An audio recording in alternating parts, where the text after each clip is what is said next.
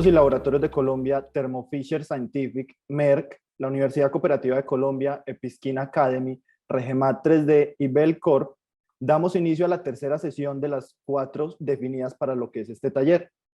En la sesión de hoy vamos a tratar temáticas relacionadas con esferoides, organoides y videoimpresión 3D. Les recordamos que este taller se va a certificar con una asistencia del 70%, por lo cual les pedimos el favor de que estén diligenciando el formulario de asistencia que les compartiremos al inicio y al final de la sesión. Les recordamos que no es necesario llenarlo más de una vez, con una sola vez que se diligencie está bien. Entonces, a continuación vamos a dar inicio con la charla de Angie Castro Montoya, de la Universidad CES de Colombia. La charla se titula Cultivos 3D, esferoides para el testeo de sustancias.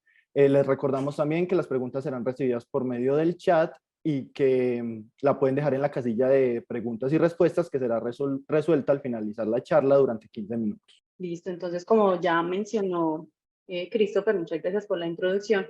Vamos a dar inicio entonces con esta charla que es sobre esferoides. Bueno, cultivos 3D, esferoides para el testeo de sustancias. Entonces, antes de ahondar un poco en el tema de los cultivos 3D, vamos a hablar qué es la evaluación de sustancias. Todos sabemos que para que algún ingrediente, algún material que va a ser incluido en algún material que va a llegar al consumo humano, ya sea algún cosmético, algún alimento, algún medicamento, algún material que va a estar incluido en las prótesis o incluso en los ingredientes que son usados para el desarrollo de pesticidas, finalmente van a llegar a nuestro consumo. Para ello, se deben realizar diferentes evaluaciones, diferentes investigaciones que definan que este ingrediente es totalmente seguro para ser implementado en el ingrediente, en el material final, ¿cierto? Que va a llegar al consumo humano. Para esto se han usado animales de experimentación como los conejillos de Indias, los ratoncitos o incluso modelos que se asemejen un poquito a los humanos como los simios, los chimpancés. Sin embargo, esto ha ido como migrando y se ha prohibido en ciertos lugares el uso de estos animales y se ha transportado a los cultivos in vitro. Colombia es uno de esos países que también se ha acomodado a estas nuevas normatividades con la ley 2047 del 2020 que empieza a regir a partir del 2024. Pero entonces esos cultivos in vitro, que son los que se han venido usando y son los que han venido utilizando para la investigación de estas sustancias y de determinar su seguridad, ha presentado ciertas necesidades que no cumple las necesidades que nosotros necesitamos para la evaluación de sustancias. Esas limitaciones, ¿cuáles son?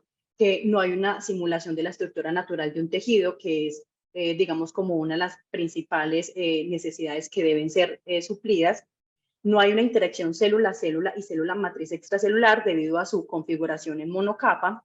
No hay un microambiente similar al in vivo debido a que al tener esa configuración en monocapa no se secretan ciertas proteínas que son requeridas para tener un ambiente similar.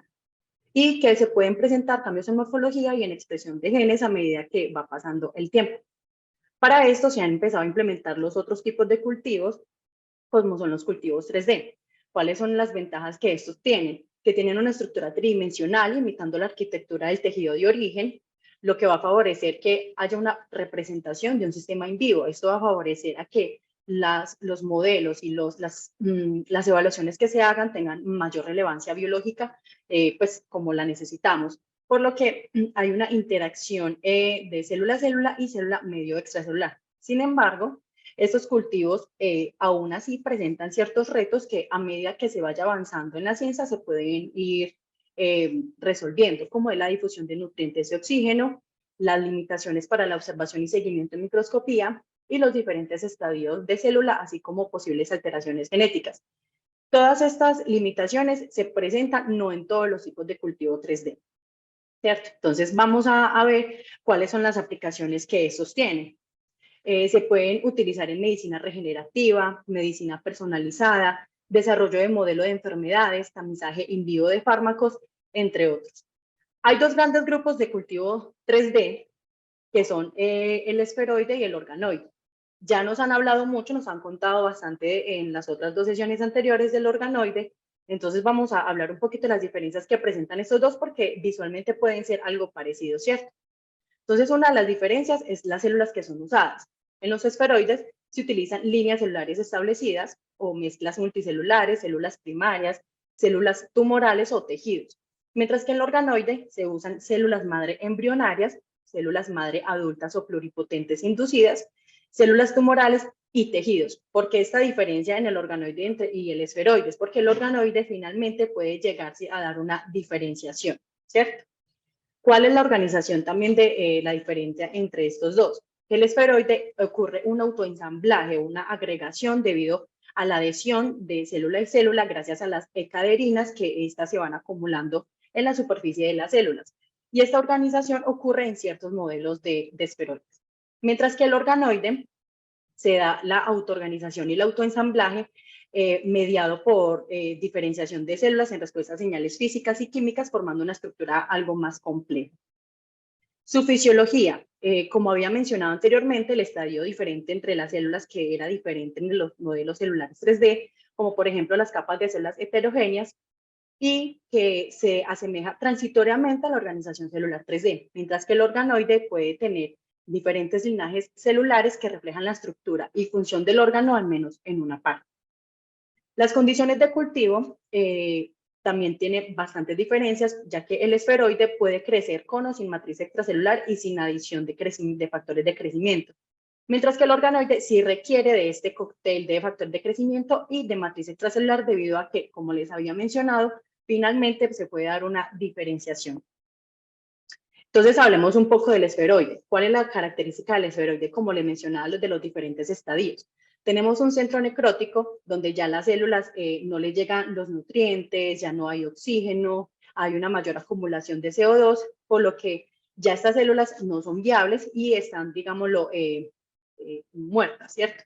Tenemos una zona de reposo de quiescencia donde aún hay viabilidad celular, alcanzan a llegar algunos nutrientes, pero la proliferación no es tan alta como en la zona proliferativa, donde hay mayor captación de nutrientes, hay mayor captación de oxígeno y se puede dar la proliferación. Entonces, ¿cómo se forma el esferoide? Partimos de una suspensión celular que, dependiendo del tipo de técnica que se utilice, esta se va a ir agregando por las caderinas que están presentes en la superficie de las células y finalmente va formando un esferoide, ¿cierto? Entonces, hay dos técnicas para la formación de esferoides, que es la gota colgante y la superficie de baja adherencia. Sabemos que hay diferentes placas que van a permitir la formación del esferoide por medio de estas dos técnicas, como lo mencionaba el panelista de Corning la sesión pasada. Sin embargo, hay otras alternativas que se pueden utilizar para la formación de estos. Entonces, les vamos a mencionar cuáles son las alternativas que nosotros utilizamos en nuestro laboratorio. Para gota colgante y para suspensión, para baja adherencia, se parte igual de una suspensión de células. En gota colgante lo que hacemos es, en la tapa de una placa de cultivo de 6 pozos, realizar goticas de 20 microlitros aproximadamente de suspensión celular. Estas son invertidas y a medida que va pasando el tiempo, gracias a la gravedad y agregación de las mismas células, se va formando el esferoide. Para la superficie de baja adherencia, lo que nosotros hacemos es tomar una placa de cultivo de 96 pozos tradicional, sin esta, digamos, característica adicional de que es baja adherencia. Entonces, lo que hacemos es suministrarle a las células una superficie antiadherente con agarosa a bajo punto de fusión. Sobre esta agarosa se va a adicionar la suspensión de células, se va a llevar a centrifugación para favorecer la agregación de las mismas y se va a formar un esferoide. Lo que tenemos como resultado, el esferoide, pues aquí como se presenta en imagen. Entonces, lo que nosotros hicimos fue, a partir de esos esferoides de estas dos diferentes técnicas, fue hacer una prueba de citotoxicidad para determinar como qué tan viable es el uso de estos en este tipo de pruebas. Lo que hicimos fue realizar la prueba de LDH, que como podemos ver es una prueba que puede ser bidireccional, en la que se reduce o se oxida el piruvato. Nosotros la realizamos con, bueno, esta reacción es catalizada por la enzima lactato deshidrogenasa. Nosotros llevamos a cabo la prueba utilizando pues un kit comercial que se basa en la reducción del lactato a piruvato. Para sustancias citotóxicas utilizamos una ya conocida, que era el tritón, en la que se suministró a diferentes concentraciones, de menor a mayor, para determinar el daño que puede ocasionar a las células. Entonces, esta prueba la hicimos con queratinocitos en gota colgante y también en superficie de baja adherencia. Entonces, cuando tuvimos los esferoides hechos en gota colgante, estos fueron transferidos a una caja multipozos de 96 pozos y lo que pudimos observar es que el esferoide no quedó compacto del todo. Esto puede ser muy característico del tipo de célula, porque hay que tener en cuenta que quizás no todas las células son viables para hacer cultivo 3D debido a que no tienen como la cantidad de proteínas suficientes para favorecer su agregación. Entonces, ¿qué pasó con estas células? Que ellas se disgregaron en su mayoría, quedando más o menos así, algunos cúmulos o grumitos de células en el pozo. Mientras que por los esferoides que se realizaron por superficie de baja adherencia, también se realizó el mismo procedimiento, se transfirieron a una caja de 96 pozos y allí mismo se realizó la evaluación. Entonces, ya como resultados tenemos aquí que en gota colgante, como les había mencionado, estos se disgregaron por completo, lo que pudo ocasionar que tanto las células como la enzima, la lactato deshidrogenasa, quedara totalmente expuesta a la sustancia que se evaluó, al tritón, provocando que se degradara por completo, lo que no favorecía como los resultados, mientras que en donde se usaron más bajitas concentraciones, sí hubo como una relación entre los resultados. Y en el otro cuadro podemos observar, ya les voy a señalar, aquí podemos observar que los esferoides de superficie de baja adherencia, sí hay una relación entre las diferentes concentraciones de menor a mayor, por lo que podría indicar que estos queratinocitos pueden indicar dos cosas. Los queratinocitos, lo que mejor les favorece es una superficie antiadherente, ya que en gota colgante no tienen la suficiente capacidad de agregar o compactarse lo suficiente para formar un esferoide totalmente firme, ¿cierto? Y que sí son viables y son útiles para la determinación de sustancias citotóxicas, ya que podemos observar aquí que sí hay resultados coherentes y acordes a lo que se estaba suministrando. Entre mayor sea el porcentaje es porque hay una mayor citotoxicidad, ¿cierto? Bueno, aquí les vengo a presentar el modelo de formación de esferoides a medida que va pasando pues el tiempo, en un transcurso de 7 días aproximadamente. Esto no solamente lo hicimos con queratinocitos, sino que lo hicimos con otras células. Aquí les presento pues a su izquierda gota colgante y aquí a la derecha superficie de baja adherencia. En queratinocitos tenemos aquí CIRC, que también es una línea celular que tenemos, que es de córnea de conejo. También, como podemos ver, en ambas funcionó también las dos técnicas en esta línea. Tenemos A549, que es una línea celular de cáncer de pulmón.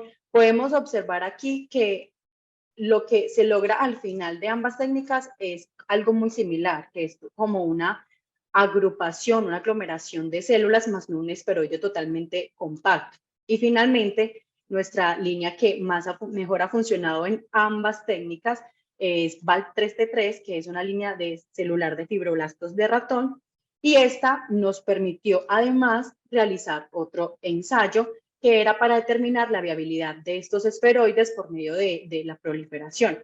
Entonces lo que hicimos fue un ensayo de fusión.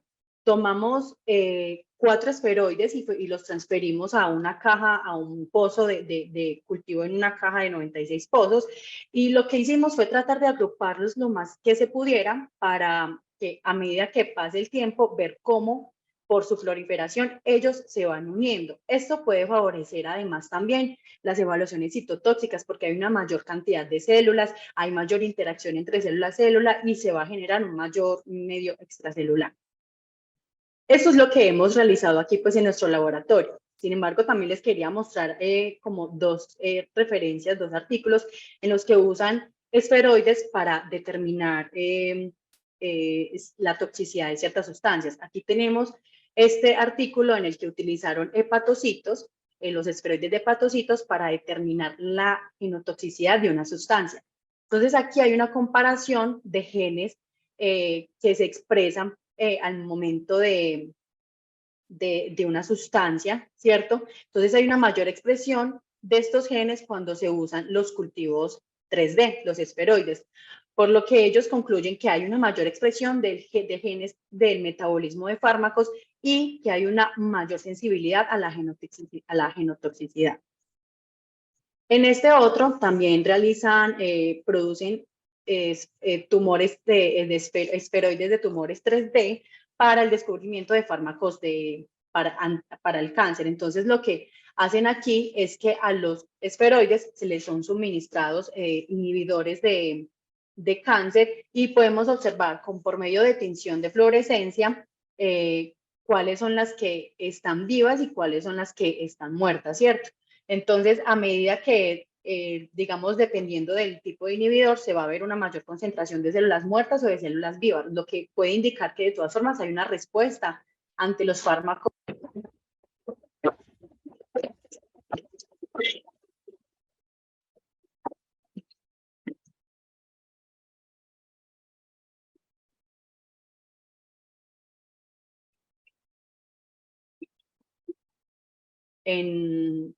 Con los esteroides no es lo único, hay más estudios. Entonces, mostrar cómo estos esteroides van a ayudar en la investigación y en la evaluación de estas sustancias, ¿cierto? Entonces, finalmente les quería mostrar pues el equipo de trabajo. Esta es la unidad de toxicidad in vitro.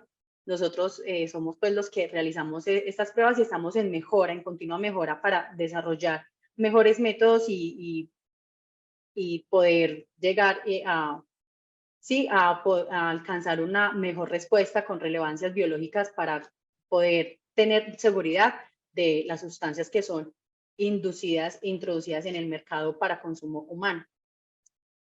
Bueno, muchísimas gracias. Cualquier pregunta será recibida y será respondida.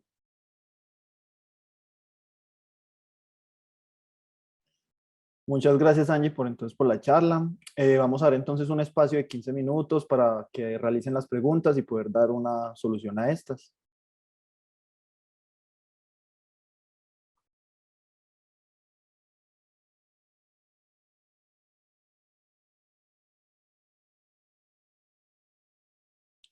Por acá tenemos a Mariano Acosta, que nos va pues, a hacer como una pregunta directamente. Ya, Mariano, tienes habilitado para hacer la pregunta. Buenos días. Buenos días. Ani, una pregunta.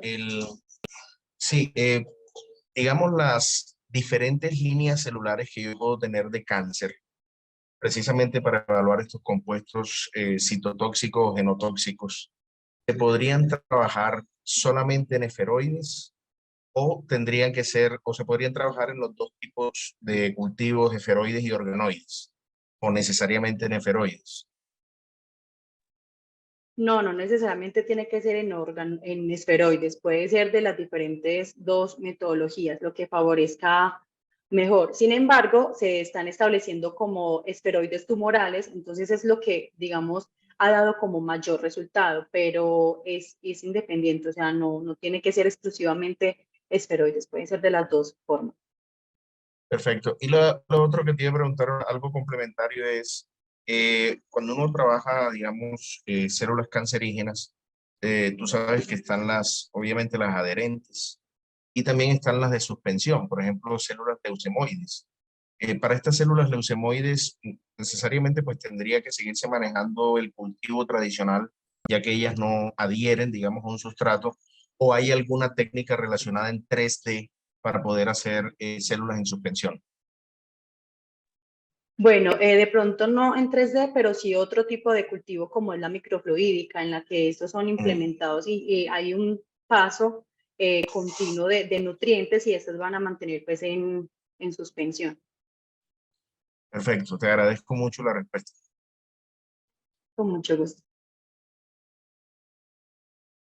Ok, por acá tenemos otra pregunta. Ana Marcela nos dice, buenos días. Me gustaría saber cuál es el tiempo de incubación o el periodo de crecimiento previo de los organoides y esferoides recomendados para poder realizar un testeo de citotoxicidad como lo es el LDH. Bueno, cada tipo de cultivo tiene su tiempo. Un organoide se puede tardar incluso un poco más, ya que este requiere de una diferenciación. Se puede tardar incluso más de 15 días. Los esferoides también dependen de la línea celular. En este caso, VALV 3T3, tuvimos un esferoide a partir del cuarto día. Los queratinocitos también se demoraron aproximadamente unos 5 o 6 días, entonces esto depende del tipo de línea celular y ya pues las observaciones que uno vaya realizando con el tiempo. Ok, a continuación tenemos una pregunta de Paula. Ella nos dice que si nosotros hemos trabajado con líneas celulares de cáncer de colon y metastásicas, ¿cuál ha sido la respuesta respecto a la formación de los esferoides? Bueno, no hemos realizado esferoides con estas, pero sí estamos programados como para realizar ensayos en la producción de esferoides, con más que todo con las líneas celulares de cáncer de colon. Las líneas con las que hemos trabajado son con estas queratinocitos, que es de piel humano, A549, que es de cáncer de pulmón, CIR, que es de córnea, y BAD, que son los fibroblastos de ratón. María nos pregunta si los esferoides coexisten con más de un tipo de célula. Sí, se podría. E incluso hay algunos ensayos en los que hay dos tipos de células que son utilizadas para realizar esferoides.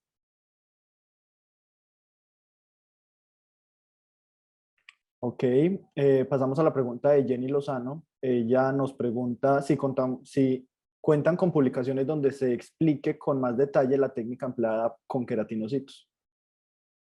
Bueno, yo realicé, digamos, como una investigación profunda para encontrar que sí realizaban esferoides con queratinocitos y sí, las hay, pero no con estas dos técnicas. Hay otra en la que utilizan una especie de bioreactor en la que hay una agitación continua y lo que se van a formar son los agregados celulares, esos son los que son utilizados para las evaluaciones.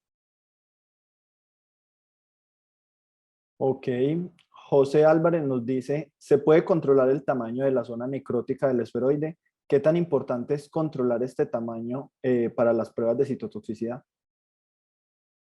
Bueno, al menos en esferoides no se puede controlar el tamaño de esta zona debido a que, pues por su conformación, el centro siempre va a ser necrótico, ya que no van a llegar los nutrientes, no va a llegar el oxígeno, ya que las células están totalmente agrupadas y va a impedir pues el paso de estas. Entonces, quizá de esto todo dependerá más que todo del tipo de célula que se utilice, que de pronto deje algunos espacios que no se adhieran del todo y no quede tan compacto. Y finalmente tenemos entonces la pregunta de Andrea Osorio. Nos dice, buenos días, muchas gracias por la presentación. Quisiera saber cómo se realiza la transferencia de esferoides desde la gota colgante hasta la placa de 96 pozos y qué tamaño aproximado logran los esferoides. Muchísimas gracias. Bueno, lo que nosotros hacemos es algo sencillo, se toma la caja donde están los esferoides en gota colgante y con cuidado se voltea la tapa y con una micropipeta hacemos el paso porque los esferoides en gota colgante no quedan tan grandes y pueden ser transportados por la misma micropipeta y ya transferidos pues a la otra placa. Y en cuanto al tamaño que se ha logrado, pues ellos se pueden ver visualmente incluso y sus medidas pueden ser de casi 0,5 a 1 milímetro. Ok, muchas gracias entonces Angie por habernos resuelto pues como todas las dudas respecto a este tema. Antes de dar paso entonces con la siguiente ponencia, les queremos informar que ya fueron seleccionadas las personas que van a asistir a este componente práctico de inmersión al laboratorio, por lo cual les decimos pues que por favor revisen lo que es los correos para poder que confirmen la asistencia. Ok, entonces continuando ya como tal el cronograma, a continuación nos va a acompañar Lizeth Díaz Rojas en representación de Belcorp con una charla llamada Bioimpresión de modelos dermoepidérmicos, experiencias en el laboratorio. Bueno, Buenos días para todos. ¿Me pueden confirmar, por favor, si ya ven mi pantalla? Sí, sí la estamos viendo. Perfecto. Bueno, primero que todo, muchas gracias por esta invitación. Realmente estamos súper contentos de poderles compartir pues esta experiencia que hemos venido desarrollando. Y pues nada, ilustrar cómo sí podemos hacer este tipo de cosas por acá. Y pues no es fácil, pero pues nada, acá mostrarles un poco lo que hemos desarrollado. Entonces, mi nombre es Lizeth Díaz, yo trabajo como analista de laboratorio de seguridad in vitro en Belcorp. Para quienes no nos conocen, Belcorp es una compañía cosmética que tiene su principal sede de investigación acá en Colombia. Pues está toda la parte de seguridad del consumidor y desarrollo de modelos toxicológicos alternativos, está acá en Colombia. Entonces, el objetivo nuestro el día de hoy es compartir con ustedes un poco esas experiencias que hemos tenido en el laboratorio durante el desarrollo pues, de este gran reto que es tener un modelo dermoepidérmico propio, así como mostrarles a ustedes cómo ha sido para nosotros esa confrontación de las diversas fuentes bibliográficas, porque cuando uno empieza a mirar temas de bioimpresión en la bibliografía encuentra muchísima literatura, y si lo empieza a acotar ya para modelos de piel, encuentra muchísima más. Entonces, realmente empezar a probar un poco de falla y error y el conocimiento de otros para empezar a hacer este reto un poco más factible y avanzar más rápido. Digamos que no es tan sencillo, pero siempre se puede lograr. Y pues también contarles un poco cómo es hacer esto en Colombia, ¿no? Tenemos digamos que una experiencia importante con el tema de importación de reactivos biológicos, los tiempos de importación y la logística de esto. Entonces, bueno, ustedes ya conocen un poco, pero pues para darle mayor contexto a esta charla, nosotros en Belcorp usamos métodos alternativos para la evaluación toxicológica. Nosotros no hacemos testeo en animales y pues digamos que tenemos tres opciones importantes para hacer esto. Uno son los modelos en monocapa, que pues tienen sus limitaciones. Están los modelos organotípicos, que tienen sus otras limitaciones, y es particularmente que para productos cosméticos nosotros encontramos en una escala de grises, ¿no? No es completamente irritante, no es un corrosivo nuestro producto o nuestra materia prima, pero tampoco es completamente seguro, pues porque nada es completamente seguro. Entonces, muchas veces esos modelos que tenemos organotípicos o en monocapa, o incluso los alternativos en 3D, se nos quedan cortos. Hasta hace algunos años nosotros trabajábamos únicamente en monocapa, para algunos casos usábamos modelos organotípicos, y empezamos a entrar en el mundo de los modelos 3D. La manera más fácil de hacer esto acá en Colombia, y creo que en América Latina en general, es importarlos. Hasta hace algunos años únicamente Europa, Estados Unidos, con las implicaciones económicas que eso tiene, pues para nosotros que tenemos una tasa de cambio en desventaja frente al euro y al dólar, además de los tiempos de importación y los tiempos de viabilidad de estos modelos, que son de 72, 96 horas. Entonces, traerlos desde allá siempre se volvía como un estrés adicional para poder cumplir con los tiempos y no perder la importación de estos modelos.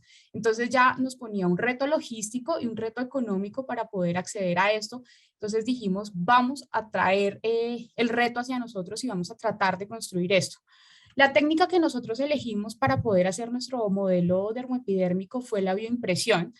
Ustedes ya lo conocen más o menos, es un método que se usa para la construcción de modelos tridimensionales en particular, organoides en específico, mediante un software de diseño asistido por computadora, los famosos CADs, para producir modelos físicos en 3D. Esta es una tecnología que se utiliza ya hace bastante tiempo para producir diversos elementos en 3 dimensiones.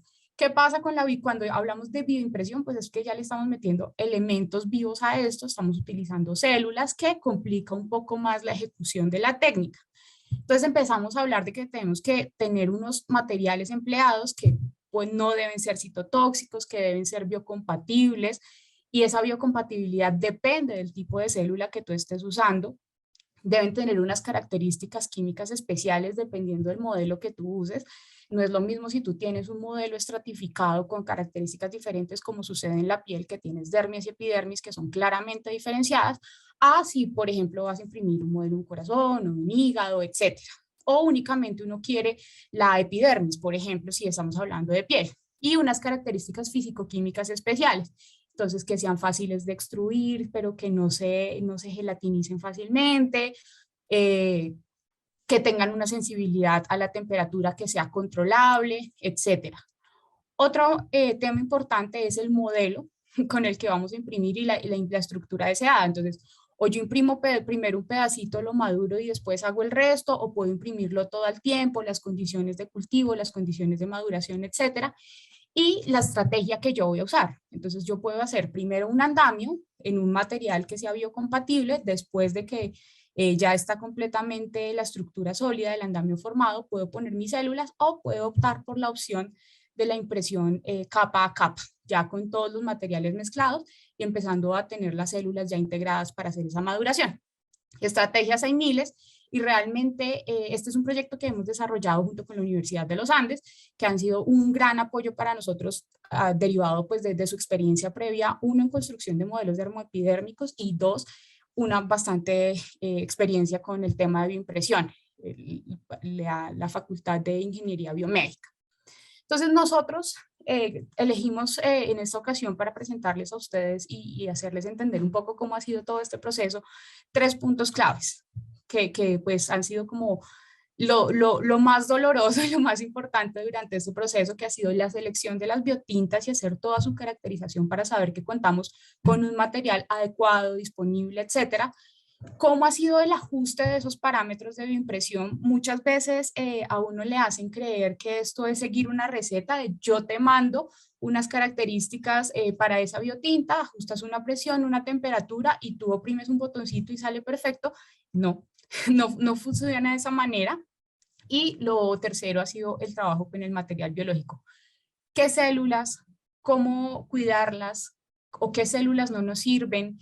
¿Qué tasas, qué densidades de crecimiento son ideales? También eso depende mucho de los objetivos que nosotros tengamos con ese modelo que estamos construyendo y cómo es ese proceso de diferenciación y maduración cuando yo tengo linajes celulares diferentes dentro de un mismo modelo, si tienen tasas metabólicas diferentes. Bueno, hay cosas bien interesantes.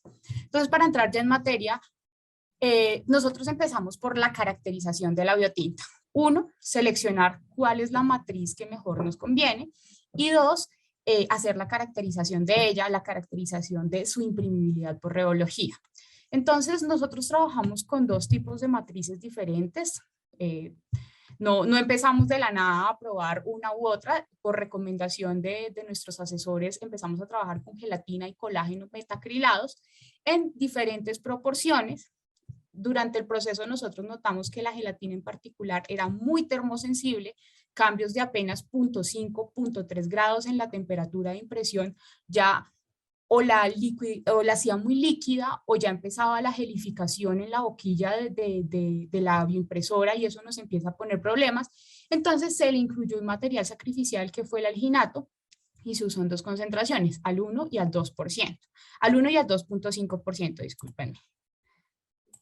Entonces, ¿qué fue lo primero que nosotros hicimos? Hacer la caracterización de la reología de estas biotintas solitas, sin el entrecruzamiento por UV, que fue el adelgazamiento por cizalla. Esta caracterización es muy importante porque nos permite que en el momento de la extrusión por la boquilla, el material se adelgace por la presión, ¿sí? Y haya que usar menos presión. Acá es claro que cuando nosotros ya tenemos las células integradas dentro del biomaterial, pues las presiones tienen que ser controladas porque yo las puedo estallar debido a mucha presión o puedo hacer un daño irreversible y cuando ya estén abajo en mi modelo, pues sencillamente ya no van a crecer. ¿Qué es importante acá? Se busca que la biotinta tenga un comportamiento pseudoplástico para que el comportamiento cambie con la presión. O sea, si yo le hago presión que sea líquido, pero en el momento que llega al plato donde ya está solita, entonces ella empiece a gelatinizarse, a tener una estructura más sólida también para que conserve la forma que yo he deseado o que en el modelo CAD yo le he dado. La segunda cosa que hicimos acá, bueno, acá nos quedamos con estos resultados que son los que ustedes ven en la primera gráfica y si se dan cuenta, hay comportamientos diferentes si yo uso material sacrificial, si utilizo las concentraciones de la gelatina metacrilada en diferentes concentraciones. Y acá, por ejemplo, nos dimos cuenta que la gelatina metacrilada al 8% con alginato al 1%, lo mismo con la gelatina al 5% con el material sacrificial al 1%, no había comportamiento pseudoplástico. O sea, se daba un cambio ahí un poco complejo de manejar, y esto cómo se traducía al momento de hacer la bioimpresión. Sí, se extruía, era líquido, pero la solidificación, pues no, la gelatinización no se daba tan rápido, y eso pues hacía que se perdiera un poco la fidelidad de la forma. El colágeno y los otros materiales que usamos, las otras mezclas que usamos acá, pues tuvieron ese comportamiento pseudoplástico que pues digamos que era lo que buscábamos. La segunda caracterización que hicimos fue la fidelidad de la forma, ya cómo queda, si lo que yo quería imprimir al final sí es lo que tengo en mi placa, en mi plaquita de 24 pozos o en mi cajita Petri, y el grado de entrecruzamiento de esa tinta, ¿no? Entonces esa fidelidad de forma básicamente nos habla de la estabilidad del constructo. Acá lo que ustedes ven en estas gráficas, para ser un poco más específica, son esas pruebas, son las pruebas de barrido de flujo con un reómetro, que acá lo que usamos fue una geometría de platos paralelos, y en esta prueba se estudió el comportamiento pues viscoso de esas muestras bajo la presión por cizalla. Estas pruebas se realizaron a temperatura constante, de 26 grados para la gelatina metacrilada, 13 para el colágeno, que es lo recomendado por los fabricantes de estas tintas. Son tintas comerciales, se consiguen en diversas marcas, no tienen mayor complicación en ese sentido. Y pues acá podemos ver que las tasas de cortes utilizadas estuvieron entre el 0.1 y 200 unidades. Teniendo en cuenta las propiedades viscosas de la gelatina y el colágeno, y estas varían según la temperatura, digamos que, ¿por qué fue la diferencia de temperatura? Los geles de gelatina se gelifican más o menos a temperaturas cercanas a los 4 grados, mientras que los del colágeno tienen una temperatura diferente, que es cercana a los 37 grados.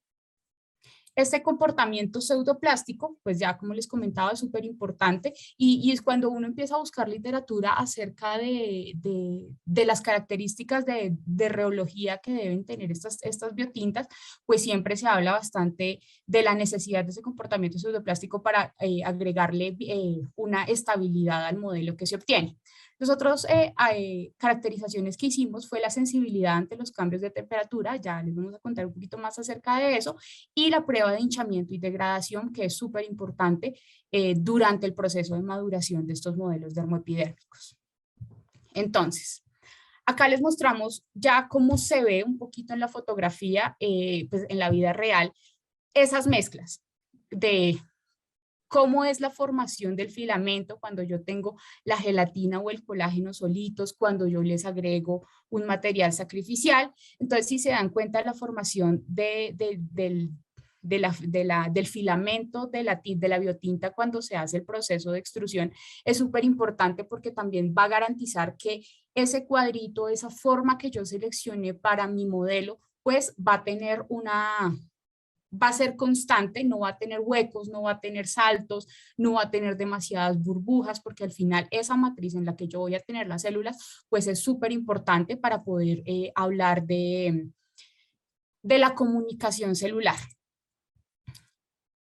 La siguiente caracterización que hicimos fue mirar el grado de entrecruzamiento de estos modelos, de estas biotintas. Estas son biotintas que son sensibles a la luz UV.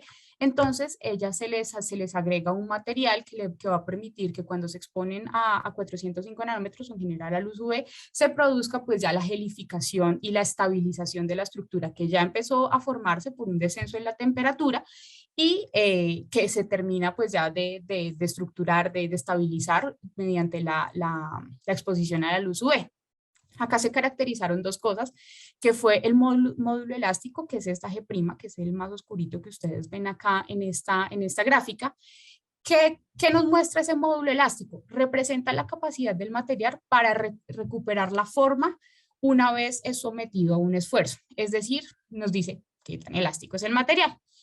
Entre más alto sea ese valor, entre más alta sea esa barrita negra, más elástico es el material y por ende tiene un más alto nivel de entrecruzamiento. Y este valor pues se compara con el módulo de pérdida, que es el gris más clarito que ustedes ven ahí en sus pantallas, lo cual que representa la energía perdida luego de deformar el material. Entonces, entre más energía se pierda, con la deformación menor es la capacidad del material de recuperar su forma inicial. Entonces, ¿qué se busca acá? ¿Y qué nos dice la literatura? Que para la formulación de modelos equivalentes de piel es fundamental que el biomaterial presente una respuesta predominantemente elástica, o sea, que tenga un módulo elástico alto, o sea, la barrita negra tiene que ser alta y un módulo de pérdida bajo, la barrita gris clarita tiene que ser bajita. Esto ya permite pues que el constructo mantenga su forma en el tiempo y sea suficientemente rígido para sostener el crecimiento celular durante el tiempo de maduración. Estos modelos dermoepidérmicos tienen un tiempo de maduración prolongado de aproximadamente 4 semanas, entre 3 y 5, en promedio 4 semanas. Bueno, y lo siguiente que hicimos fue hacer la caracterización también del grado, si esa exposición a la luz UV y el número de capas que nosotros teníamos que imprimir incide o no incide sobre la viabilidad celular. Acá quiero hacer una aclaración y es que nosotros usamos diferentes tipos de fibroblastos porque la parte de la dermis es como lo más difícil de lograr en este tipo de modelos, porque no usamos células primarias de humanos porque uno, son muy caras, dos, ellas tienen una tasa de crecimiento súper lenta, entonces para lograr las densidades celulares necesarias para hacer todas estas pruebas, pues nos íbamos a demorar muchísimo tiempo, entonces usamos otros modelos como el 3T3 que son fibroblastos murinos, que son unas células que son inmortalizadas, crecen muy rápido, pero que tienen una morfología y un tamaño muy parecido a lo que sucede con los fibroblastos humanos. No son iguales, claramente, pero pues nos dan como una idea de lo que puede suceder con estas células.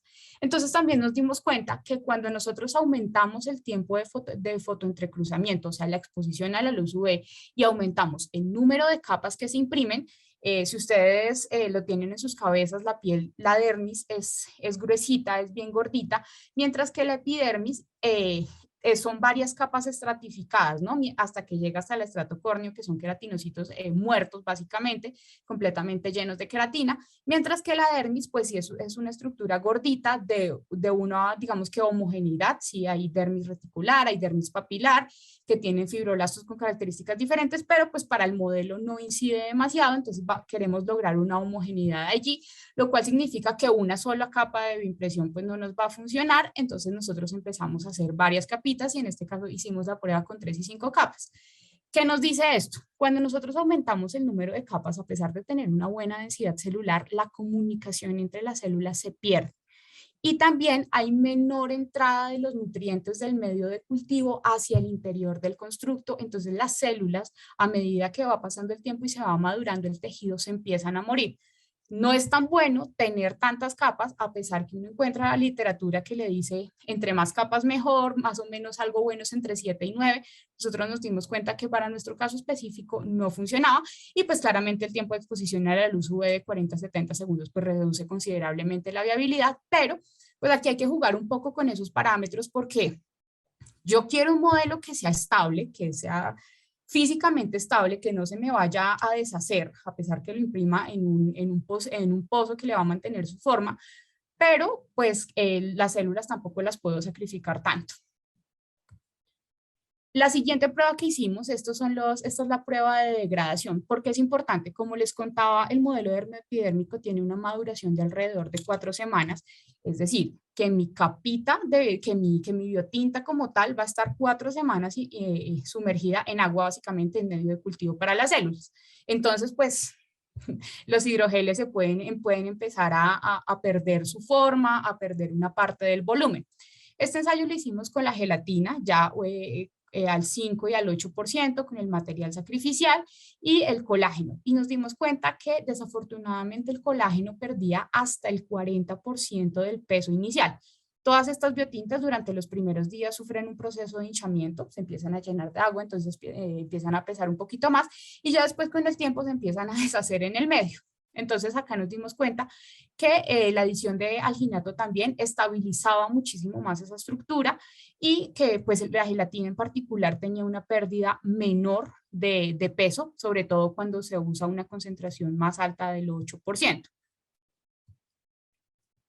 Lo segundo que, bueno, ya teniendo seleccionada nuestra biotinta en la que íbamos a poner las células, esto es únicamente para dermis, ya el procesamiento de epidermis es diferente, empezamos a ajustar los parámetros de bioimpresión. Hoy en día uno encuentra en el mercado pues una oferta más o menos amplia de este tipo de equipos que tienen unas características más o menos similares. Entonces, algo muy importante es tener control de temperatura en diversos puntos del equipo porque estos materiales son todos muy termosensibles. Como les contaba, una variación de 0.5, 0.3 grados, pues ya cambia bastante la composición o cómo se comportan, pues más bien estas tintas, si se escurren o se gelifican en la boquilla de la jeringa de extrusión, entonces es muy importante tener muy controlada la temperatura. Entonces, lo primero que nosotros notamos con el equipo que tenemos es que había un diferencial de temperatura un poquito grande en los diversos puntos del equipo y lo más importante, que la temperatura que me estaba indicando el cabezal que estaba usando no era exactamente la temperatura de la tinta al interior del cartucho que se usa. Ellos se meten más o menos en una jeringa, es así, es un cartucho plástico, entonces ahí se producía un intercambio de calor. Y esto es muy importante, más que para saber a qué temperatura estoy imprimiendo, para saber cómo va a ser el proceso de enfriamiento de esta tinta. Resulta que uno, esas tintas las resuspende, las reconstituye, las calienta para tenerlas bien líquidas y después las pone en la bioimpresora ya para tener una temperatura precisa de impresión. Entonces, ese descenso de temperatura estaba dado, uno, por el cabezal de enfriamiento que se usa en el equipo, pero también pues por las condiciones ambientales que yo voy a tener. Y si se me enfría, o sea, si la temperatura baja más rápido de lo que puedo controlar o si la temperatura del equipo está más fría de lo que me indica el sensor, pues sencillamente la tinta se me va a gelificar en la boquilla y va a haber un taponamiento. Entonces uno empieza a hacer el proceso de impresión y como no sale el filamento, empieza a subir la presión. Y como ya les decía, al subir la presión, pues hay un riesgo de causar un daño sobre las células que ya están mezcladas con la biotinta. Algo muy importante también es la continuidad del proceso de bioimpresión, porque muchas veces uno hace esos primeros ensayos, sale el filamento de la biotinta bien, pero a medida que va avanzando el proceso de impresión, pues el equipo se calienta, los componentes están funcionando y puede pasar lo que ven a ustedes en la imagen. Acá les voy a pedir un poquito de acto de fe y esfuerzo visual. Y se den cuenta, esto es una plaquita de 96 pozos, se estaba haciendo un ensayo de goteo, es que el equipo pone una gota en este pozo y en el siguiente, en el siguiente, en el siguiente, y si se dan cuenta acá tenemos gota en este punto, en este pocito, dos pozos sin gota y acá volvemos a tenerla. ¿Qué significa? Que si estuviéramos imprimiendo un filamento, resulta que voy a tener un pedazo con tinta, otro sin tinta, entonces no voy a tener continuidad en la impresión y no voy a tener al final un modelo que me sea muy funcional. Y por último, algo muy importante dentro de los parámetros de impresión, como ya les contaba un poco, son las condiciones ambientales. El impacto de la temperatura es crucial. Entonces, es muy difícil tener áreas con temperatura controlada, pero sí es importante tenerla monitoreada y saber bien cómo es el comportamiento de descenso de temperatura de nuestro biomaterial. Y acá nosotros evidenciamos una necesidad adicional para hacer con estas biotintas, que ya habíamos hecho antes por rheología, y es poder hacer curvas de descenso de temperatura para saber cómo se comportan en diferentes ambientes y cuál es la temperatura exacta en la que se presenta la gelificación. Entonces, el tema de temperatura es crucial durante el proceso de impresión. Y por último, tenemos el tema de las células. Acá hubo puntos muy importantes, que fue el tipo de célula que voy a usar, pues quiero un modelo de piel que voy a usar para ensayos de seguridad, para caracterización toxicológica de irritación dérmica, pero que también ocasionalmente lo puedo hacer para mirar la eficacia de mis activos y mis productos cosméticos. Entonces, ¿cuál es el tipo que quiero usar? Uno lo primero que dice es, quiero células normales. La realidad es un poco diferente. que esas células sean compatibles y tengan afinidad con la biotinta, no solo que no se mueran, sino que además tengan puntos de adherencia dentro de esa biotinta para que ellas se peguen los diferentes puntos de esa estructura 3D y no se me vayan todas para el fondo, que puede suceder y que pasa mucho, por ejemplo, cuando se usan materiales como el alginato, si no están tratados y si es como un alginato en bruto. También hay que caracterizar bastante bien la tasa de proliferación y la densidad del cultivo, o sea, qué tantas células necesito yo en ese modelo para mi finalidad y también cómo se están comportando esas células, porque cuando yo las tengo en una matriz 3D, ellas cambian un poquito la tasa a la que se reproducen. Y por último, la suplementación de los medios y las condiciones nutricionales particulares. Esto es importante acá porque en un modelo de piel sencillo, como el que nosotros estamos haciendo, tengo fibroblastos en dermis, queratinocitos en epidermis, hay diferencias en tasas metabólicas y de por sí en la composición de los medios de maduración, que puede que si yo estoy ya madurando la epidermis, puede que eso impacte en la viabilidad de los fibroblastos de la dermis, entonces es algo que se tiene que tener muy bien balanceado. ¿Qué fue lo primero que nosotros miramos? Entonces, esta parte la hicimos con varios linajes celulares, uno de ellos fue el E929, otro 13-3, usamos fibroblastos humanos HFF y vimos que el impacto de tener una biotinta y tenerlos en una estructura 3D es diferente para todos los linajes celulares. Entonces es muy importante hacer esa caracterización con lo que más se asemeje a lo que yo voy a usar al final. Y nos dimos cuenta que la tasa de proliferación, por ejemplo, en este caso de L929, cambia según el tipo de biotinta en la que yo la tenga inmersa. Con un material sacrificial como el alginato, la tasa de proliferación cambia un poquito.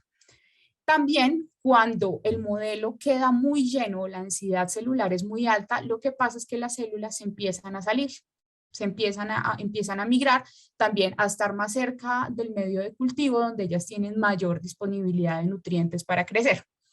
Acá les mostramos una histología de las primeras histologías que hicimos. Acá estábamos trabajando con el E929, teníamos densidades celulares de aproximadamente 1.5 millones de células por mililitro, entonces nosotros hacíamos las coloraciones con resazurina y veíamos que las células estaban vivas, bien, pero algo muy importante es cómo están distribuidas en mi matriz. Y cuando hacíamos esto nos dábamos cuenta que la mayoría se estaban ubicando hacia la parte externa de nuestro modelo. Entonces hubo que hacer algunos ajustes en ese sentido. Una pregunta muy importante acá fue ¿cuál es el mejor tipo de célula y cuál es el comportamiento que yo deseo? Entonces, sí, no, yo quiero una célula normal porque quiero que produzca colágeno, elastina, todos los marcadores, que tenga un comportamiento, digamos, que se asemeje mucho a la piel.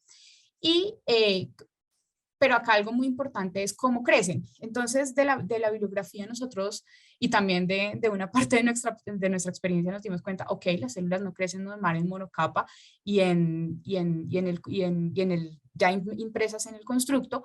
Segundo, para los fibroblastos primarios, alcanzar las densidades de 1 millón, 1.5 millones por mililitro, pues se toma bastante tiempo porque tiene una tasa metabólica menor y también toma bastante trabajo. Entonces nosotros empezamos a hacer como una búsqueda de esas opciones alternativas, además porque cuando poníamos los fibroblastos normales humanos en el medio ya 3D, en la biotinta, nos dimos cuenta que la tasa de proliferación pasaban semanas y no se duplicaba la cantidad de células. Entonces, usando el mismo medio de cultivo recomendado por la casa que nos vende las células, por ATCC, pero no nos estaba funcionando. Entonces empezamos a buscar esas alternativas de qué más podemos hacer. Nos encontramos con esto: los fibroblastos primarios cambian muchísimo su tasa de crecimiento, mientras que algunos inmortalizados, pues tienen mejores características. Desafortunadamente, comercialmente no hay fibroblastos humanos inmortalizados, entonces se empieza a recurrir a técnicas de inmortalización como H-TERT. Lo que pasa es que esos linajes hay que mandarlos a construir, lo cual toma tiempo, cuesta más, entonces es un poco más difícil de manejar. Nosotros lo que teníamos a la mano acá era HFF, que si bien no son fibroblastos de piel, estos son de prepucio, nos mostraron un comportamiento que una tasa de proliferación más alta que los fibroblastos normales, producen todas estas moléculas y estos marcadores que son importantes para nosotros en el modelo. Y pues además acá ustedes ven la comparación, crecen más que la línea roja son los fibroblastos normales, que llegado a un punto empiezan a morirse, y los fibroblastos HFF crecen muchísimo más, es decir, tienen una mejor tasa de proliferación, pero tienen una característica importante y es que cuando llegan a una cierta densidad de cultivo de más o menos 70-80%, ellos empiezan a tener inhibición por contacto. Entonces no se puede llenar tanto el modelo. Estas son las reconstrucciones tridimensionales de nuestro modelo de dermis. Entonces acá ustedes se dan cuenta que las células tienen una morfología que es esperada y adecuada para un fibroblasto en una matriz 3D, que estén así como expandidos, están vivos, pues por la coloración que se empleó, y además cuando se hace la reconstrucción tridimensional, que es estos que ustedes ven acá en la parte de abajo, pues vemos que están homogéneamente más o menos distribuidos a lo largo de esas 3 capas que se imprimen, entonces eso nos habla de que hay una buena comunicación entre las células. Esto es después de 10 días de maduración, claramente no se ve todas las células acá, pero pues se ve una buena distribución y una densidad que pues es alta, teniendo en cuenta que la dermis pues no es tan llena de células como la epidermis. Para la parte de la epidermis, entonces ya después de que uno tiene su dermis formada, pone las células de la epidermis que tienen una tasa de proliferación y una densidad celular muchísimo más alta, porque se necesita una capa de queratinocitos bastante densa. Entonces acá nosotros usamos células HCAD, que son células inmortalizadas, son queratinocitos humanos inmortalizados, porque seguimos teniendo problemas con las células normales, es súper complicado manejarlas y trabajarlas y tenerlas vivas en este modelo, igual alcanzar las densidades celulares necesarias. Y acá pues empezamos con el proceso de estratificación, entonces acá se dan cuenta que a medida que pasa el tiempo, pues empieza a haber mayor aparición de células muertas, que es lo que pasa durante la maduración de la epidermis, ¿no? Que los queratinocitos empiezan a morir y que están ubicados hacia la parte más externa. ¿Qué nos pasó acá? Que cuando nosotros poníamos los queratinocitos y el medio específico para hacer la maduración de esas células, los fibroblastos se nos empezaban a morir. Los normales, HDFN, que son los humanos normales, completamente muertos. Por la diferencia de los medios, HCAD se madura en DIMEM y tiene una tasa metabólica súper alta, además por la densidad que se usa porque es muy alta, eso en un día el medio ya pasa de rojo a anaranjado, ya lo acidifica. Entonces HDFN en 3 días con los queratinocitos, antes de pasar a la interfaz líquido-aire para que se forme el estrato córneo, ya murieron todos. Mientras que con HFF las células resistían más, también porque usan el mismo medio, entonces aguantan más la presión que le va a empezar a poner esa epidermis al modelo. Hicimos los ensayos de funcionalidad pues para ver qué también se nos estaba diferenciando ese estrato córneo, esa epidermis. Vemos que alcanzamos unos niveles de diferenciación bastante buenos, las células tienen sus núcleos, tiene un grosor adecuado que es similar al de la epidermis humana de un niño, que es de más o menos 150 micrómetros. Entonces, en cuanto a esas características, tiene una buena funcionalidad del modelo. También se monitorearon marcadores de citoqueratina 5 y 1 que son específicos para este tipo de modelos. Entonces acá nosotros vemos que en las capas más internas se expresa la citoqueratina 5, o sea, en lo que se podría llamar epidermis basal, y en las más externas hay citoqueratina 1, que pues es característica de esos estratos suprabasales. Entonces tenemos una buena estratificación de la epidermis. Y aquí vamos. El modelo no está terminado, todavía tenemos bastantes retos, y sobre todo porque pues una cosa es tener un modelo en el que tú imprimes 5 copias, 10 copias, y otra cosa es tener un proceso estandarizado para poder tener esta reproducibilidad, ¿no? Nosotros somos una empresa cosmética, entonces pues la construcción de este tipo de modelos tiene fines bastante específicos que no son justamente únicamente investigación. Este es el equipo que nos ha venido apoyando durante estos largos meses, ya vamos en 14 meses con este proyecto, el equipo de la Universidad de los Andes, de la Unidad de Ingeniería Biomédica, Carolina Muñoz, Juan Carlos Cruz y los investigadores que los acompañan, y por parte de Belcorp, Dianita Rey, y nuestros practicantes nos han estado apoyando a lo largo de este tiempo. Acá está pues mi información de contacto y nada, quedo súper atenta a sus preguntas, a sus comentarios, etcétera. Muchas gracias. Muchas gracias a ti, Lizeth, como por la charla. Vamos entonces a abrir el espacio de 15 minutos para dar la solución a las preguntas que se vayan a generar. Por acá ya tenemos una de Natalia Santamaría. Ella nos dice, buenos días, gracias por la charla. ¿Ustedes qué pruebas de funcionalidad realizan? Las pruebas de funcionalidad eran las que les mostrábamos al final. Entonces, claro, lo inicial es hacer una histología para ver cómo se está comportando, cómo quedó ese modelo. Hay dermis, hay epidermis, cómo están distribuidas las células, y se hacen pruebas. Digamos que nosotros estamos muy cercanos a lo que sugiere la OSD en el 439 para esas características de un modelo dermoepidérmico. Entonces, en dermis, pues lo que buscamos es que haya producción de cierto tipo de moléculas, colágeno, elastina, etcétera. Y en epidermis hacemos lo que te mostraba, citoqueratina 1, 5.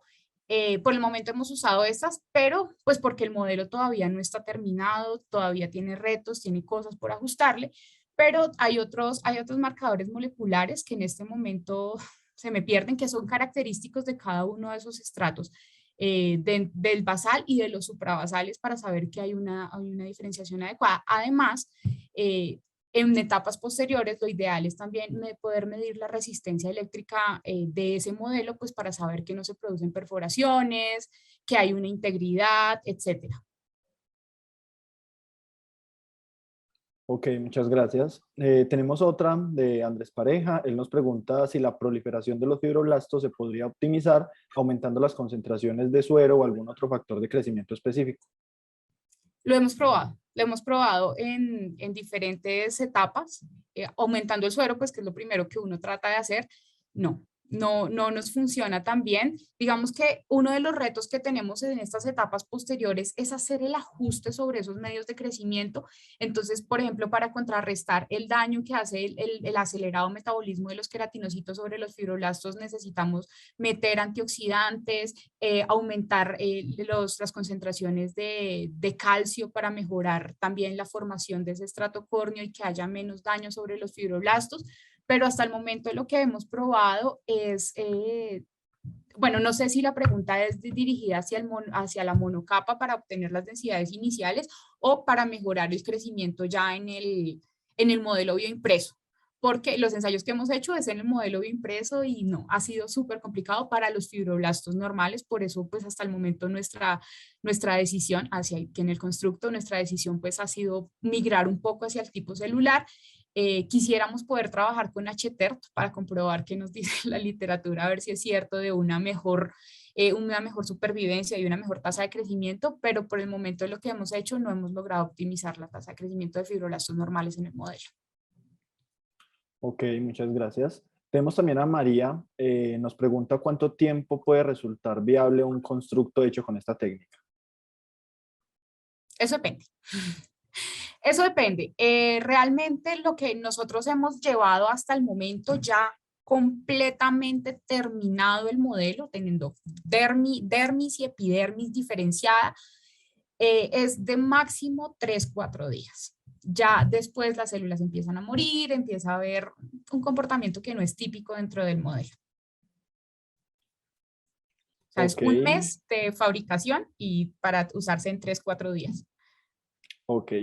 Dayan nos pregunta, en general, ¿cuáles serían las recomendaciones para abordar esos limitantes que nos comentas de la temperatura, la presión, etcétera?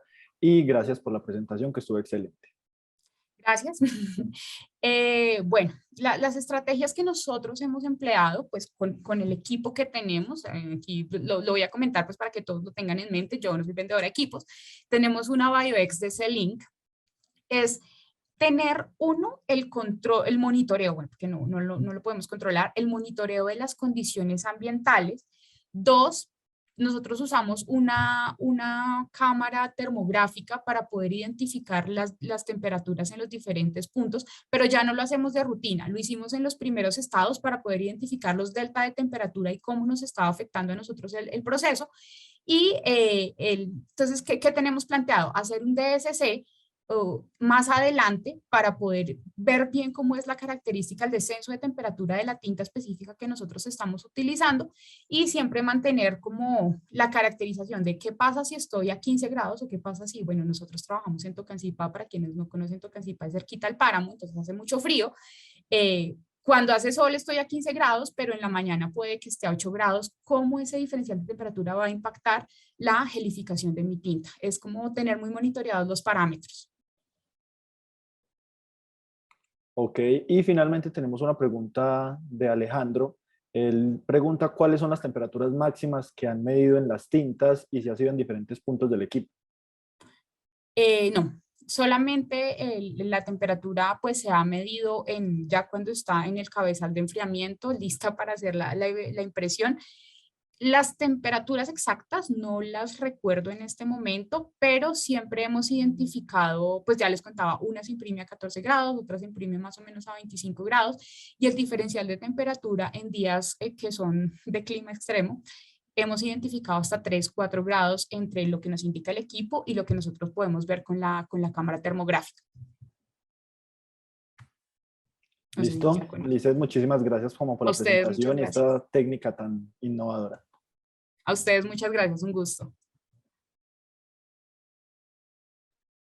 Ok, les recordamos por favor a todos los asistentes diligenciar la asistencia en el enlace que se les compartirá en unos instantes en el chat. Vamos entonces a finalizar con la última ponencia del día. Para esta nos va a acompañar Alejandro Peláez de la Universidad Cooperativa de Colombia con la charla titulada Citotoxicidad y capacidad antimicrobiana de andamios modificados con propóleo.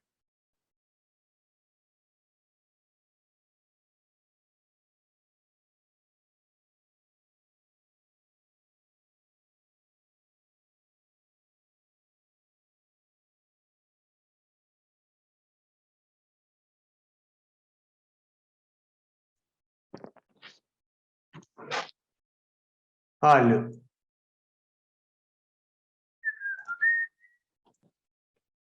Aló. Hola, sí, te estamos escuchando. Ahora sí me estás escuchando, ok, está bien. Contribución.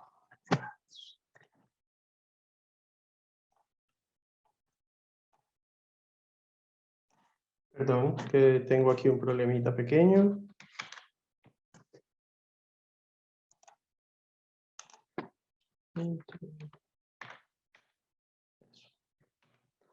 Ok. ¿Qué me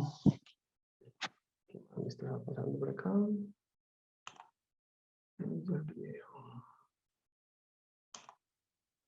Bueno, ¿cómo están? Andrés, ¿estás viendo? ¿Cómo se llama? Andrés, ¿estás viendo mi cámara? Sí, Alejo, Sí. perfecto. Pero se está superponiendo sobre la presentación, ¿o no? No, está súper bien todo. Listo, hermano, gracias. Bueno, entonces, yo soy Alejandro Peláez, soy profesor de la Facultad de Odontología de la Universidad Cooperativa y trabajo y coordino el laboratorio de investigación en odontología interdisciplinaria. Este trabajo que les vamos a presentar es un trabajo que tiene, digamos, 3 o 4 palabras claves. Esas palabras claves son pues citotoxicidad, actividad antimicrobiana, andamios y propóleo. Es un trabajo que hemos realizado a partir de un proyecto financiado por Colciencias o por MinCiencias, financiado por MinCiencias, en el que participan diferentes universidades o participamos diferentes universidades, el grupo de cerámicos y vitrios de la Universidad Nacional, el grupo GRID de la Universidad de AFID y nuestro grupo GION. Bueno, algunos de los datos que les voy a presentar acá, pues digamos que no soportan ningún tipo de uso clínico ni del propóleo ni de los andamios. Sin embargo, voy a intentar hacer una visión un poquito más, no tan biológica, tal vez un poquito más clínica de nuestro trabajo, del trabajo pues, con este tipo de andamios. Entonces, desde el punto de vista, pues, en esta presentación vamos a hablar un poquito del contexto clínico y les voy a mostrar algunos experimentos. ¿De qué queremos hablar? Pues entonces de unos andamios que están fabricados en un material cerámico que se llama bolastonita, un silicato de calcio, y su relación con bacterias y células. Digamos que cuando uno quiere tener una cicatrización o una regeneración de tejido en la clínica, pues entonces, particularmente a nivel craneofacial, tenemos un problema, y es que lo primero que vamos a tener es una invasión de bacterias. ¿Qué quisiéramos tener? Realmente quisiéramos tener un andamio que esté funcionalizado o que tenga alguna actividad que nos permita modular la respuesta, sea un poco antimicrobiano, y modular la respuesta de las células para tener, digamos, un crecimiento más rápido. Bueno, empecemos con lo clínico. Entonces, pues partamos de la definición de odontología, que digamos que es mantener y restablecer la función y la estética, que ese, digamos, es el foco que tiene a nivel craneofacial, es el foco que tenemos pues en odontología y en todas sus especialidades. Tenemos necesidades de tejidos duros. Esas necesidades de tejidos duros pues están relacionadas, pues las podemos, digamos, clasificar como necesidades gigantes o masivas, por donde tenemos pérdida, como en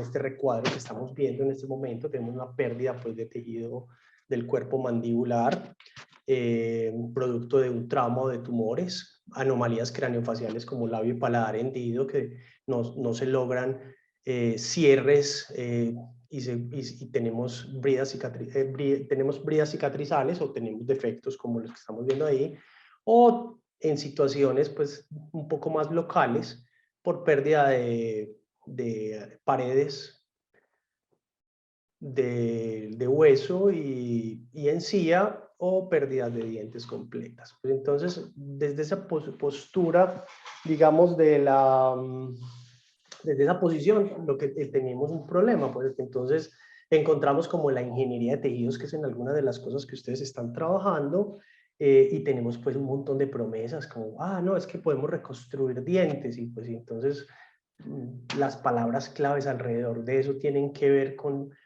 stem cells, o con algunos factores biológicos morfogénicos, y con scaffolds o andamios, de lo que ustedes han venido pues hablando hoy. En esas promesas desde el 2014, pues entonces podemos encontrar pues literatura donde algunos autores como Oshima pues mezcla células epiteliales y mesenquimales,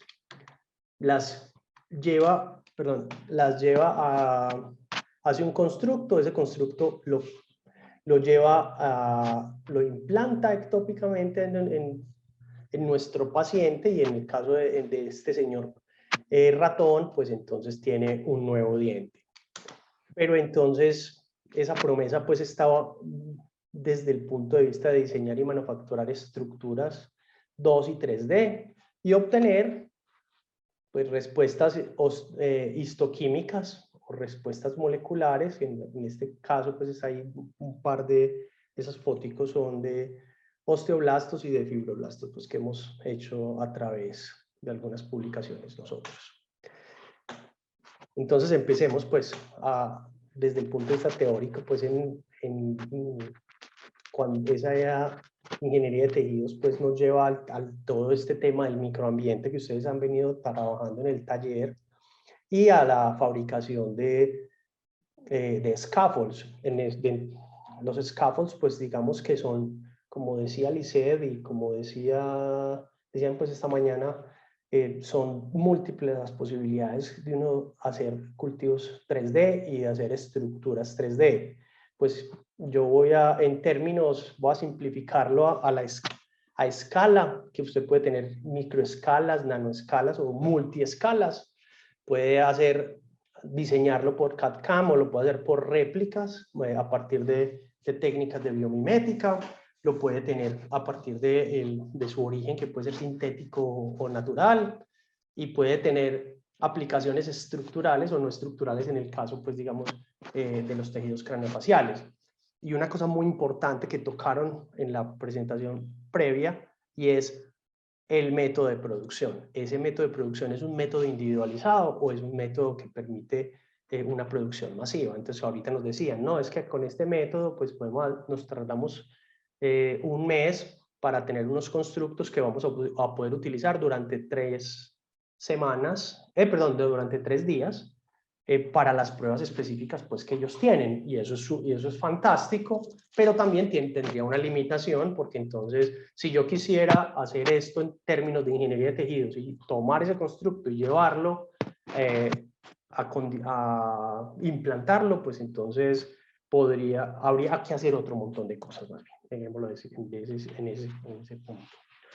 Estas oportunidades pues, de ingeniería de tejidos pues, nos han llevado, como les decía anteriormente, desde escalas, desde constructos multiescala a procesos de manufactura, por ejemplo, dual, como el que les estoy presentando acá en esta diapositiva. Y en ese sentido, pues tenemos, por ejemplo, podemos utilizar impresión 3D unida a electrohilado o electrospinning, y con esto podemos tener un constructo que tiene 3 dimensiones, que podemos controlar la forma, podemos controlar esa forma y pensándolo en implantarlo después, y puede tener estructuras nanoestructuras o nanofibras que permiten, asemejan de alguna forma la matriz extracelular y permiten inclusive, por ejemplo, transportar fármacos o algún tipo, digamos, de molécula de interés biológico que podríamos hacer. Entonces esto, digamos, estas técnicas son relativamente nuevas y van a permitir, o vamos a oír hablar mucho de eso dentro de poco.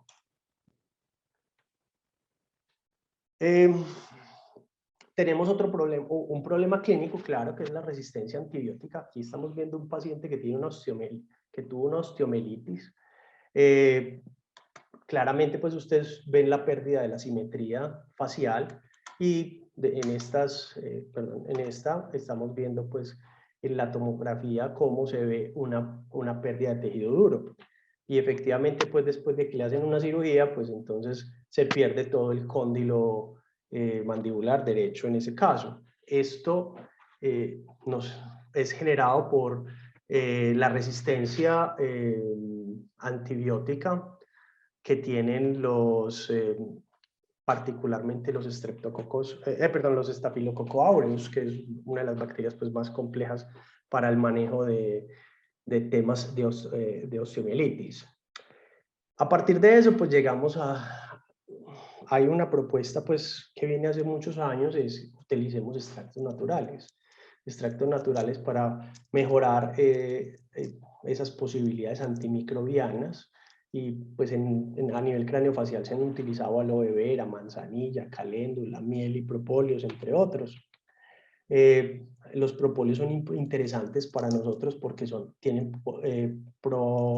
propiedades antimicrobianas, pues, tienen propiedades antiinflamatorias, analgésicas, y se han descrito como buenos cicatrizantes. Entonces, digamos, esa es una de las razones por las que nosotros estamos trabajando con propóleos, pero podría ser cualquier otra cosa también, pues cualquier otro de estos productos naturales. En términos el propóleo tiene interés para aplicaciones craneofaciales y podemos encontrar más de 62 patentes en diferentes áreas, particularmente en cremas dentales, pero también algunas relacionadas con reparación y regeneración de tejidos. Entonces, a nivel craneofacial, la reparación depende de dos cosas. Depende de las células que van a producir el nuevo tejido. La división, proliferación, la diferenciación y los cambios en el metabolismo, pero pueden estar mediadas o pueden estar condicionadas por la adhesión, la proliferación y la formación de biopelícula que claramente tenemos a nivel craneofacial y a nivel oral. Entonces esos scaffolds, pues nosotros no nos inventamos esta idea de tener scaffolds duales. Hay muchos en la literatura, particularmente pues casi todos orientados al control del Staphylococcus aureus, y que son cargados con algunas de estas drogas que tenemos ahí, como doxaciclina y en fin. También podemos encontrar algunas cargas que se están haciendo desde hace un tiempo con extractos naturales. En términos pues, de formación de la biopelícula, pues entonces tenemos que decir pues, que el modelo más general pues, es este de adhesión, formación de la monocapa, formación de una microcolonia, maduración y liberación de nuevas bacterias o nuevas unidades formadoras de colonia que hacen que este trabajo, este intento por controlar la biopelícula a nivel craneofacial y a nivel de cavidad oral sea muy difícil. En términos, pues, digamos, de cómo se ha estudiado, pues entonces se ha estudiado a partir de sistemas cerrados y estáticos como la caja de Petri, o se trabaja con reactores o técnicas de microfluidos, como ya lo han dicho en las dos presentaciones previas respecto a cultivos de células animales. Y en términos de biocompatibilidad, pues también voy a decirle exactamente lo mismo, sistemas estáticos o sistemas dinámicos. Algunos de ustedes pues tienen experiencia incluso trabajando con este tipo de reactores como Spinner Flask. Bueno, ¿nosotros qué hacemos? Nosotros pues estamos generando unos andamios que son basados en una técnica que se llama superficies triplemente periódicas, y dentro de las superficies triplemente periódicas usamos una forma que se llama giroide. Los giroides se pueden producir, o por lo menos en el CAD se pueden producir a partir de hacer código, por ejemplo en MATLAB o en cualquier otra pues, plataforma que usted quiera utilizar, y se soluciona una ecuación como la que estamos viendo ahí, que básicamente son senos y cosenos en X, Y y Z. O puede buscarse una aplicación gratuita como esta que estamos viendo ahí, y nosotros pues últimamente ya pasamos por hacer código, y hoy por hoy estamos utilizando una parecida, pues esta específica, que nos permite hacer los giroides y hacer rápidos cambios, porque no tenemos un interés particular en hacer topología pues, y desarrollo y optimización de software. Con esta estructura 3D, pues con este CAD estamos, que la tenemos en un STL, pues estamos imprimiendo, y hicimos una pasta imprimible a partir de diseño de experimentos. Con esa hicimos impresión 3D en una máquina Delta de impresión 3D de cerámicos, y luego nos devolvimos a hacer unos estudios de reología para optimizar. Una vez teníamos una pasta imprimible, que es el mismo problema que ustedes tienen con lo que estaba mostrando Licea hace un ratico, de las pruebas de la reología. Entonces nuestras pastas cerámicas también tienen dificultades de ese estilo. Logramos hacer un trabajo que sea, pues, o una pasta que se ajusta a uno de los modelos viscoelásticos que tenemos. No voy a decir nada más de eso. Paralelamente más bien, hicimos también unas mezclas de PLA, y fosfato cálcico para producir filamentos, que ahí estamos viendo el proceso de extrusión, de enfriado, y tenemos unos filamentos finalmente pues en esta máquina de producción que utilizamos posteriormente pues para hacer nuestras scaffolds. Y finalmente tenemos un PLA con fosfatos cálcicos y pues se ha trabajado, el grupo de la doctora Claudia ha trabajado pues un montón de otros polímeros y otros tipos de fosfatos cálcicos y materiales cerámicos. En propóleos pues tenemos un trabajo con la Asociación de Apicultores de TAME que usa técnicas de investigación, acción, participación. Después para tomar decisiones e intentar buscar y ayudarle un poco pues a la comunidad. Con ellos hemos trabajado pues para cosechar los propóleos en sus colmenas o en sus apiarios. Después nosotros hemos hecho unos extractos etanólicos y que finalmente filtramos y rotoevaporamos. Estos extractos hemos hecho muchos experimentos y al principio los estuvimos intentando meter directamente dentro de los filamentos y perdíamos la actividad biológica. Hoy por hoy pues estamos haciendo básicamente una impregnación y para lograr que llegue a todos los espacios en el scaffold pues entonces lo metemos en una cámara de presión positiva y obtenemos andamios como los que ustedes están viendo allí. A esos andamios pues los hemos caracterizado por microscopía electrónica de barrido y tenemos en el naranjadito, en ese cuadrado naranjado, tenemos el PLA con las partículas y en el cuadrito rojo tenemos bolastonita, es un scaffold con bolastonita, que tienen normalmente la porosidad interna puede estar alrededor de ser entre 0.5 milímetros y 1 milímetro. O 500 micras, pues, 500 micras y 1 milímetro. Para los cultivos, pues estamos haciendo evaluaciones de zona de inhibición. Utilizamos como modelo de biopelícula el Staphylococcus aureus, el epidermidis, y también en algunos casos hemos utilizado Streptococcus mutans. Hacemos en el proceso pues, de laboratorio, hacemos un crecimiento, descongelamos las bacterias o la cepa, estos monoespecies,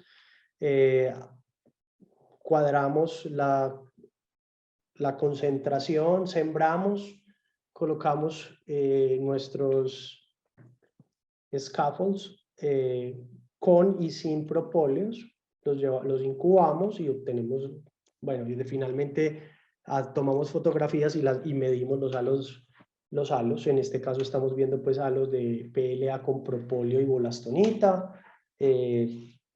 Estamos utilizando clorhexidina como control positivo y aquí tenemos unos scaffolds de bolastonita con propóleo. Que aquí hay una pregunta importante que uno se tiene que hacer y es, bueno, si en la aplicación clínica entonces el propóleo se va a liberar a qué velocidades y por el proceso de impregnación pues realmente podemos pensar en que tenemos unas liberaciones muy rápidas que no serían completamente deseables. Tal vez quisiéramos tener un sistema de liberación controlada sobre el cual estamos trabajando actualmente, pero hemos tenido múltiples dificultades pues, con eso. Los halos, entonces aquí tenemos halos de PLA, propóleo, con propóleo, bolastonita con propóleo, los propóleos solos y cultivos con el control positivo de la clorhexidina, pues como les había dicho, y digamos que podrían ser semejantes. Ustedes dirán, no, pero es que esas barras no están exactamente iguales y no necesitamos que sean exactamente iguales, pero sí que tengan un control claro sobre la zona de inhibición. En este caso, pues estamos viendo que el PLA y la volastonita, pues por sí solos no tienen ningún tipo de restricciones. En términos, también formamos biopelículas. En esto hacemos exactamente lo mismo. La única diferencia es que el scaffold está cultivado en BHI, en unas casas pues multipozos, y finalmente hacemos medidas de MTT por el proceso pues que ustedes todos conocen, que creo que no es necesario pues explicar aquí hoy qué situaciones tenemos. Entonces, en términos de biopelícula, estamos teniendo un mejor control con la volastonita y propóleo, particularmente para el epidermis y de alguna forma también sobre el aureus. Sin embargo, pues yo creo que necesitamos todavía que tengamos una liberación más controlada para poder mantener esto es un experimento que es a 24 horas y a 3 días, o a 3 días. Entonces todavía después, digamos, no tenemos un control perfecto sobre la formación de la biopelícula, que sería algo que uno desearía. Y en términos, pues, digamos, de biocompatibilidad, pues utilizamos cultivos primarios que arrancan pues con un consentimiento informado del paciente, con una exodoncia mandatoria, bueno, con una exodoncia mandatoria pues por algún tipo de procedimiento que se hace en la clínica. Llevamos nuestros molares en un medio de transporte, después seccionamos los molares y hacemos una digestión enzimática y obtenemos células. En los primeros 7 días tenemos nuestras primeras células. Nosotros utilizamos esa técnica de aumentar la cantidad de suero bovino fetal y con eso aumentamos la proliferación. Después hacemos una caracterización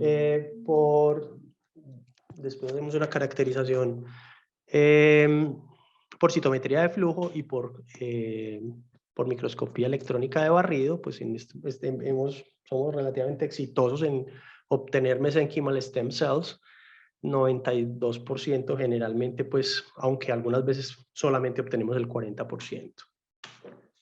Esas células pues las llevamos y las sembramos en cultivos estáticos, y con ellas pues hemos venido teniendo, cuando hacemos análisis de MTT a los 3 y a los 7 días, pues vemos que el propóleo, particularmente en las primeras 72 horas, tiene un impacto sobre el crecimiento de la célula o sobre el metabolismo de las células, y posteriormente esto mejora un poco a los 7 días. Miren que pueden ver ahí que la amarilla y la verde, pues digamos que se mantienen, ahí están un poquito más cercanas las lecturas. Básicamente, ¿qué nos está pasando? Pues las células están pudiendo crecer en presencia de propóleo, y como ya les había mostrado, pues ese propóleo sí está teniendo un impacto también sobre sobre el control de las bacterias. Estos son pues los scaffolds que son de volastonita con propóleo, y aquí tenemos PLA, volastonita y propóleo, y es, digamos, una tendencia similar.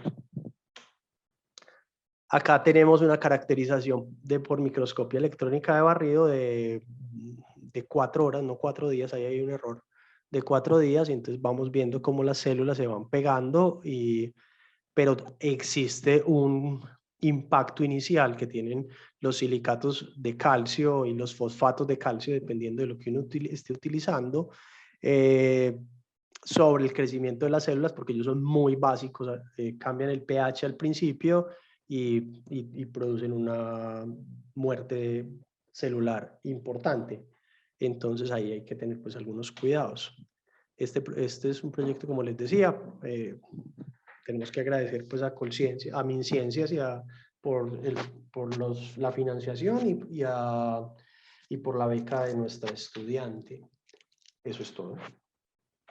¿Cuánto me tardé? Me tardé mucho. ¿Cuánto? Muchas gracias, Andrés, entonces, por esta charla. Todo estuvo muy bien. como 30 minutos alcancé a hacer. Ok, vamos a ver entonces el espacio para resolver entonces ya las preguntas que se generaron. Tenemos ya tenemos una pregunta de María que pues nos dice, cuando los andamios estén en uso, soportando los tejidos en una persona, el propóleo o cualquier otro producto se agotaría. ¿Qué hacer entonces? Esa pregunta es súper interesante y sabes que la respuesta está dada es en el selle que podamos obtener. A ver, durante la cicatrización lo primero que pasa es que, bueno, lo primero que pasa, no pasan muchas cosas previas a la formación de la biopelícula, pero en el caso clínico específico nosotros suturamos.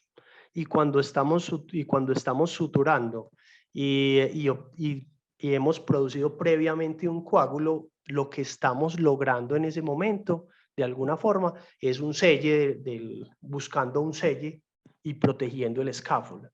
Entonces, si vos sos capaz de retardar, pues, o por lo menos esa es la teoría, si uno es capaz de retardar la presencia o la llegada o la formación de la biopelícula y sos capaz de hacer que se produzca una monocapa o la capa pues inicial de células, el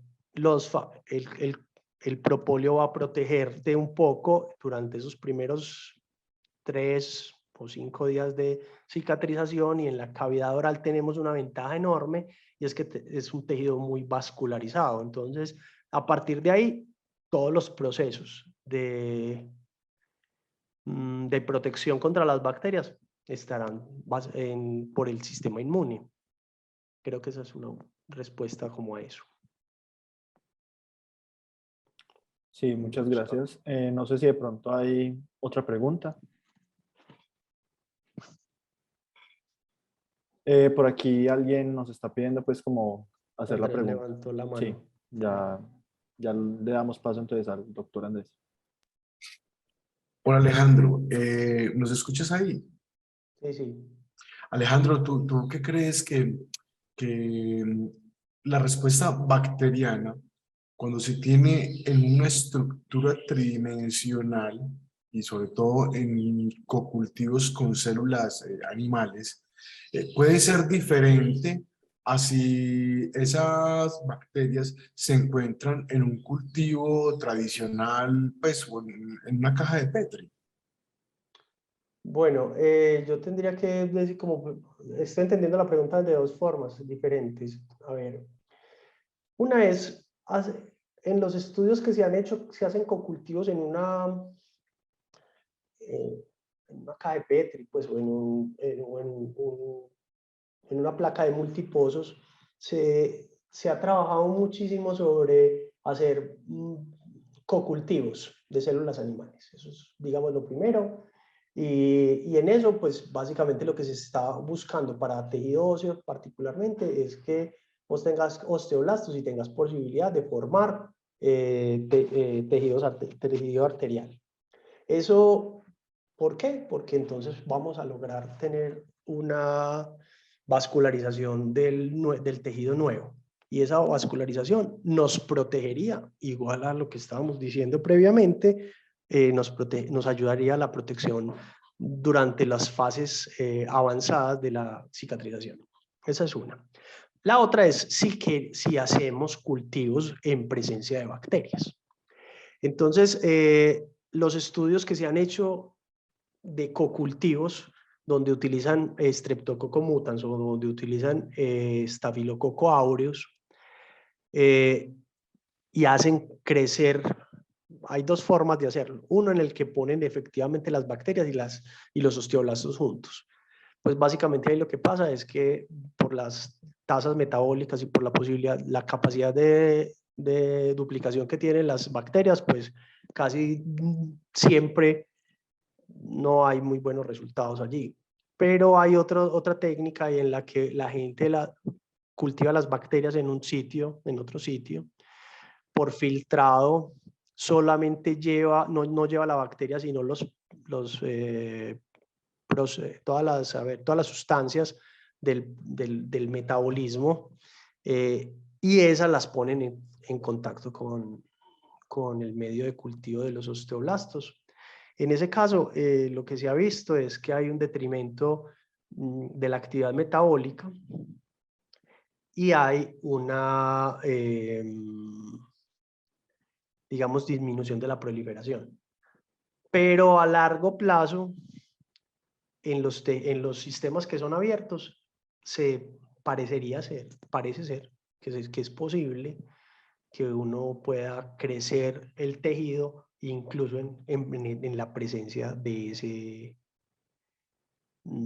esos productos metabólicos de las bacterias. Entonces ahí tendrías que pensar otra vez, como tu pregunta estaba como en un sistema cerrado de una caja de Petri, pero entonces ahí los reactores o los microreactores, que son las otras cosas, particularmente de microfluidos, que es lo que hemos estado empezando a trabajar nosotros, pues podrían tener una oportunidad de nuevos experimentos. Listo, muchísimas gracias. Tenemos otra pregunta. Claro. María nos dice que estos andamios se reabsorberían finalmente en el tejido y generarían alguna respuesta inmune. Pues la promesa de la ingeniería de tejidos es que sean reabsorbibles. Eso es, digamos, lo primero. Y dependiendo del material, si es polimérico o es cerámico, y dependiendo en el caso de los cerámicos, si es de la cristalinidad, usted puede obtener una reabsorción de ese scaffold. Igual pasa con los problemas que ustedes están teniendo con las gelatinas, el colágeno y demás materiales, como lo que nos está presentando Lisette hace un ratito. Pues si a uno se le disuelve el scaffold muy rápido, pues entonces empieza a tener dificultades. La respuesta inmunológica, pues casi nunca es muy importante, porque entonces cuando tenés materiales cerámicos, pues lo que estás esperando es que cuando se disuelvan liberen fosfatos y calcio, que se utilizan para la nueva neoformación del hueso. Y cuando son materiales poliméricos, pues en gran medida, pues durante el clivaje del polímero, pues finalmente no pasa nada. Otra cosa es con otro tipo de polímeros que también se han utilizado y que son derivados del petróleo. Eso ya es otra historia y produce pues unas respuestas y unos procesos de encapsulación que digamos que no son muy deseables. Ok, entonces te agradecemos mucho, Alejandro, por tu ponencia. También le damos gracias a todos los participantes, a todos los ponentes por este acompañamiento que nos dieron en esta sesión. Los invitamos a volverse a conectar para el 12 de noviembre, donde hablaremos de los modelos celulares en 3D en medicina regenerativa y translacional. Y asimismo los invitamos a seguirnos en Instagram como @uti.ces para conocer más de un poco de nuestro laboratorio y mantenerse actualizados en proyectos y eventos. Feliz tarde para todos. Hasta luego, gracias. Hasta luego.